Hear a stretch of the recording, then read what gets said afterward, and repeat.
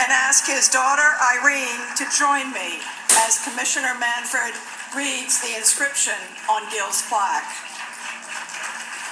Gilbert Ray Hodges, Gil, Brooklyn, NL 1943, 1947 through 57. Los Angeles, NL 1958 through 61. New York, NL 1962-63.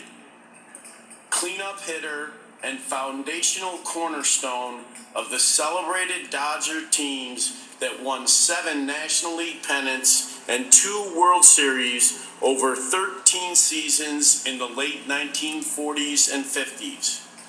8-time All-Star, topped 20 home runs in 11 straight years, and hit 4 in one game in 1950. One of the finest defensive first basemen of his era, won first 3 Gold Gloves awarded at the position from 1957 through 59. Finished with 370 home runs, 3rd highest total among right-handed batters at the time of his retirement.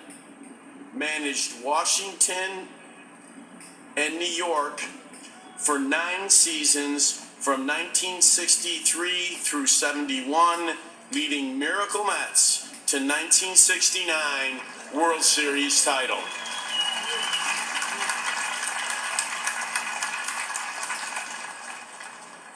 You know, Tom, this is the end of a long journey for the Hodges family this day. Yeah, no one ever had so many close calls, so many disappointments, so close to the Hall for so many years without getting in than Gil Hodges. And I do think about the family. You know, I asked Gil Jr. how they decided among the 3 surviving children who would give this speech today.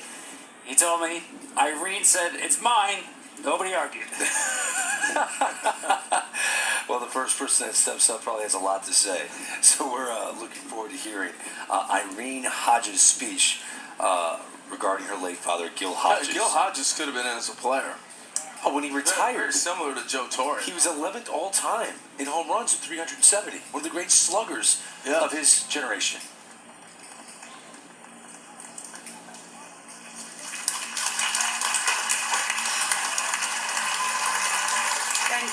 Thank you very much. I would like to begin by offering a very humble and grateful thank you to a few very special people that have been with me on this journey. First and foremost, Chairman of the Hall of Fame, Ms. Jane Forbes Clark. I thank you for your most gracious and heartfelt welcome to the Hodges family. Each and every experience leading to today has been flawless and unforgettable as a result of your dedication and leadership. I'd also like to thank Josh Rawitch, Hall of Fame President, who has stood by my side since the beginning in support of my family. Your kindness has always been so appreciated. And certainly not least, 2 very special people who have held my hand and my heart along the way, John and Whitney. You are such a dynamic team. Each and every family representative is so lucky to have you guide us and cheer us as we prepare for this special moment in time. I would also like to thank my family for being here, for being a part of the most wonderful celebration for my dad. It is such a privilege to stand here today as the Hall of Fame honors my father. He was a very humble man, but he would be so proud to be here with the best of the best in baseball. 50 years ago, not only did the Mets and the Dodgers lose one of their heroes, we lost a husband and a father. Our greatest gift, although my father's life was cut so short, was his influence on those around him. His teammate, Jackie Robinson, once said, a life is not important except for the impact it leaves on others. My father sincerely believed that and led a life that has impacted others in a positive way. You will hear a lot today about Gil Hodges, the baseball player, what he did on the field and in the dugout. You will hear how he was the dominant first baseman of the 1950s. You will hear how he led all Major League first basemen during that decade in home runs, RBIs, hits, and games played. And you will hear also how he took a team affectionately known as the Lovable Losers and turned them into the Miracle Mets in just 2 short seasons.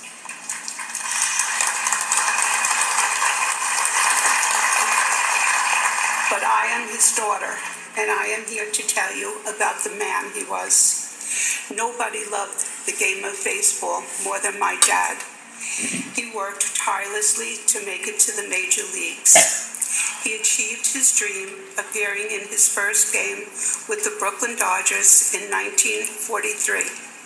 But he loved his country even more. After his very first game with the Brooklyn Dodgers, he enlisted in the United States Marine Corps. My dad was a selfless person, and he knew he had to serve his country. He would leave his baseball career behind, never knowing if he would make it back, and he would serve and protect his country. My dad proudly served in the Battle of Okinawa, where he was awarded the Bronze Medal and a Combat V Medal for heroism under fire. Through all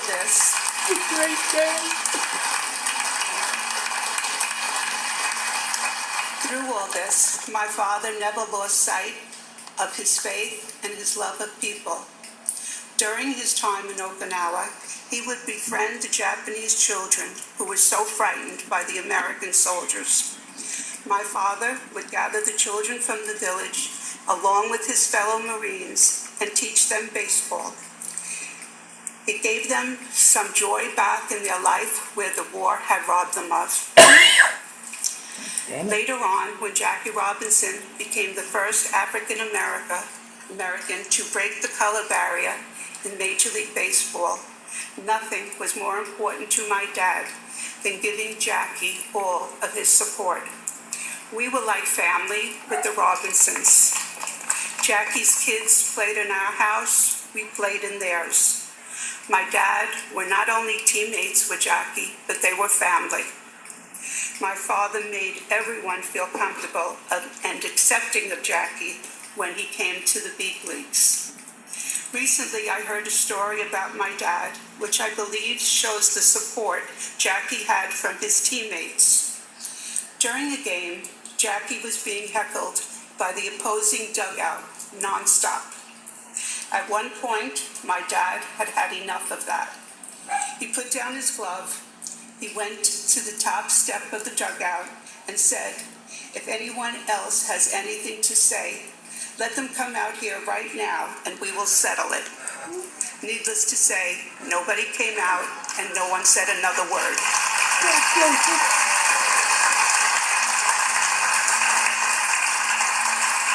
My dad had an open heart for Jackie. They were close until the day my dad passed. On the day of my father's funeral, Jackie cried uncontrollably, saying, "Next to my son's death, this was the worst day of my life." Soon after, my father passed, so did Jack. Duke Snyder said my father slumped in the 1952 World Series. Brooklyn fans loved him. Who goes 0 for 21 and gets a standing ovation every time at bat? That's exactly what happened to my dad. The Brooklyn fans loved my father and they loved their team. So when the Dodgers finally beat the Yankees in 1955 World Series, it was one of the greatest days that Brooklyn had ever known. There was no more wait till next year. So it's easy to understand that when the Dodgers left Brooklyn, the borough lost a piece of its heart. My dad was also proud of being part of a Dodger team that won it all in 1959. After his playing days ended, his strong leadership skills would lead him to a managerial position, with his biggest days coming back in New York and with the New York Mets. Some of his players feared him, others complained about his platooning system, but they respected him. He was a fair manager. He wanted the best from every player on the field and believed they could do that. He felt the team owed that to the fans and to the front office. The expectation, you always give 100%. My father already had a reputation for being a stern manager with the Washington Senators. He was very strict on bed check during road trips, and when he found out that 4 of his players had skipped bed check, he held a team meeting the next day in the clubhouse. Never one to embarrass anyone, he told them he was aware that some of the players had skipped bed check, and there was a cigar box on his desk. At the end of the day, he wanted a Jesus, piece of honesty in shit. his clubhouse, and he did just that. The most important lesson he taught his players and his children: never lie. He would tell us you need to look in that mirror and have respect for the person you see.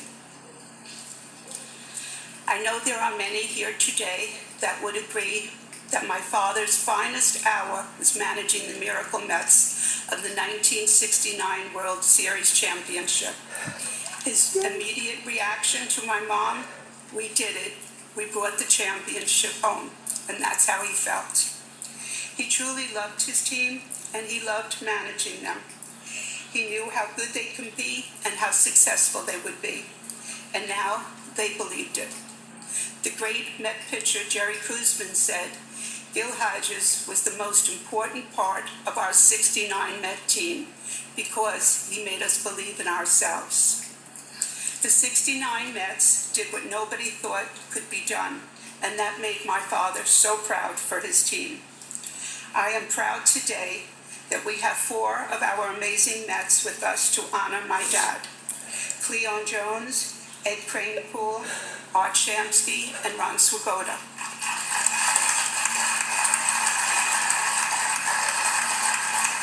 I would also like to thank Maxine Agee, who's representing Tommy Agee, of course, and to Sarah Seaver, who, as we all know, my dad loved Tom and had the utmost respect for him. So I'm so happy they are all here.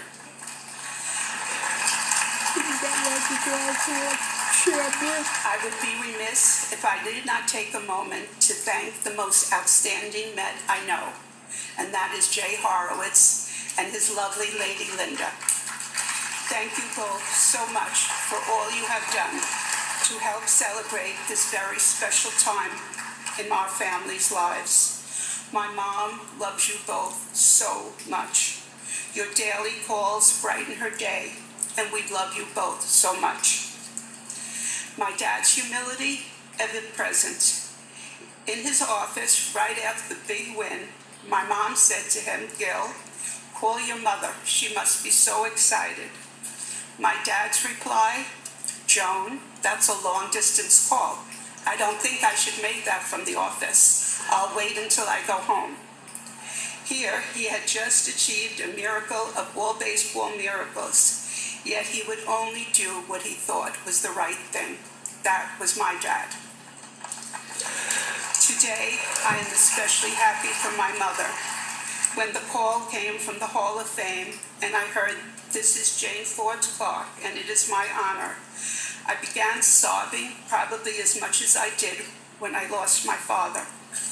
I was so beyond happy for him, and even thrilled that my mom at 95 would be able to hear this news. My mom is watching today from our home in Brooklyn. And to my dad,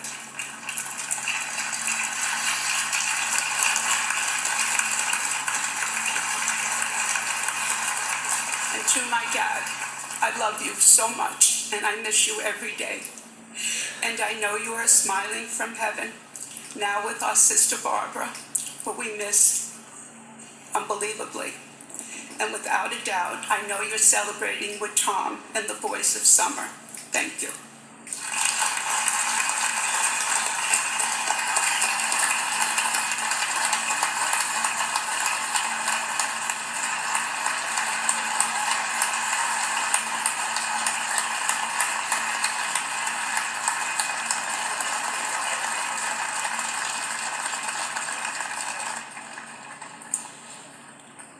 As we continue this afternoon,